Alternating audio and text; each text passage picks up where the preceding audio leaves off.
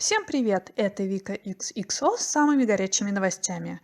Не так давно в периметре телепроекта «Дом-2» активно обсуждался очередной отпуск жемчуговых. Как и в прошлый раз, наши герои решили отдыхать поодиночке, о чем Ольга множество раз сообщала в социальных сетях. По ее словам, сейчас в семье такие обстоятельства, что они с Глебом вынуждены проводить отпуск раздельно. Одной из причин девушка называла то, что родители Глеба уже около года не видели внука вживую, довольствуюсь сугубо эфирами «Дом-2». Сегодня стало известно, что Ольга улетела в Братск-1. Как вы считаете, вернется ли Ольга обратно на проект? Оставляйте свои комментарии. Следите вместе с нами за новостями, подписывайтесь на наш канал. Всем пока-пока!